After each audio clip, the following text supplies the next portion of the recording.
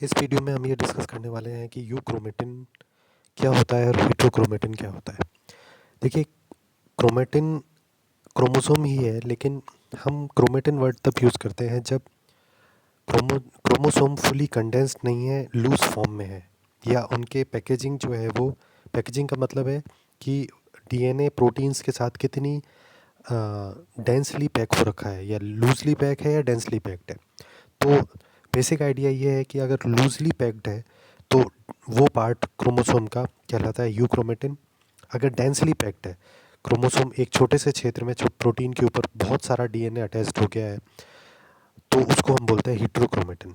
Euchromatin जो है वो लूजली पैक्ड होती है, और यहाँ पर जो डीएनए होता है वो एक्टिव डीएनए होता है। आपको ये 2 पॉइंट याद रखने हैं। लूजली पैक्ड जो डीएनए होगा वो एक्टिव डीएनए होगा। एक्टिव डीएनए का मतलब वहाँ का जो डीएनए है वो प्रोटीन्स बनाएगा, वहाँ के जो जीन्स हैं वो एक्सप्रेस होंगे और कैरेक्टर दिखाएंगे। हीट्रोक्रोमेटिन वो रीजन है जहाँ पर डेंस पैकिंग की वजह से ट्रांसक्रिप्शन नहीं हो सकता है, और ट्रांसक्रिप्शन नहीं होने की वजह से कैरेक्टर एक्सप्रेस नहीं कर सकता वो डीएनए। तो हीट्रोक्रोमेटिन हमेशा डेंसली पैक्ड होता है और यूक्रोमेटिन हमेशा लूजली पैक्ड होता है। तो यहाँ पर इस टेबल में आप इसका इन दोनों का अंतर देख सकते हैं। Euchromatin is loosely packed form of DNA in the chromosome. Heterochromatin is tightly packed form of DNA in the chromosome. Euchromatin जो है वो लाइटली स्टेन्ड होता है, क्योंकि यहाँ पर डीएनए कम है, तो यहाँ पर अगर डीएनए स्टेन यूज़ करेंगे तो लाइट स्टेनिंग होगी। और हीट्रोक्रोमेटिन जो है वो डार्क स्टेनिंग होता है, क्योंकि यहाँ पर डीएनए का अमाउंट जो है वो यहाँ काफ़ी ज़्यादा है। लो डेंसिटी डीएनए है यूक्रोमेटिन में, हाई डेंसिटी डीएनए है, डीएनए की डेंसिटी बहुत ज़्यादा है हीट्रोक्रोमेटिन में। Does not exhibit heteropycnosis. Heteropycnosis का मतलब होता है स्टेनिंग बैंड्स का बनना।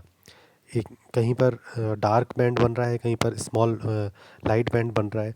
जब आप क्रोमोसोम को स्टेन करते हैं वो कहलाती है हीट्रोपिक्नोसिस। ये जो यूक्रोमेटिन डीएनए है ये प्रोकैरियोट्स और यूकैरियोट्स दोनों में मिलता है। और प्रोकैरियोट्स के अंदर जो जितना भी 100% जो डीएनए होता है वो ऑलमोस्ट यूक्रोमेटिन ही होता है, लेकिन हीट्रोक्रोमेटिन की प्रेजेंस सिर्फ यूकैरियोट्स में है। तो साइलेंट जीन्स या ऐसा डीएनए जो काम नहीं करता है, कभी कभी काम करता है, लाइफ साइकिल की किसी स्टेज में काम करता है, वो सिर्फ हीट्रोक्रोमेटिन सिर्फ आपको यूकैरियोट्स में ही देखने को मिलेगा। Present in the inner body of the nucleus. Euchromatin जो है वो न्यूक्लियस के अंदर इसकी जो पोजीशन है वो हीट्रोक्रोमेटिन से अलग है।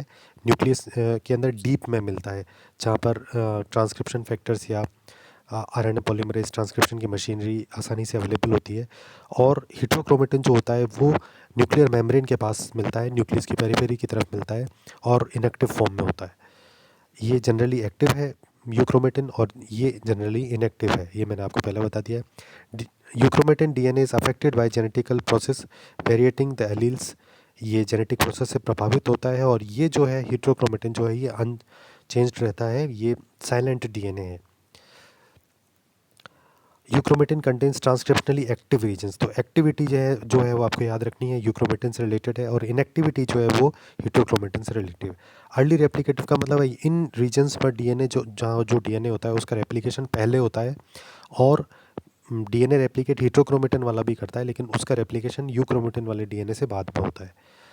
Euchromatin regions are non sticky, heterochromatin regions are sticky. Euchromatin allows the genes to be transcribed and genetic variation to occur. यहाँ पर जीन्स का ट्रांसक्रिप्शन भी होता है और कैरेक्टर्स भी आपको देखने को मिलते हैं।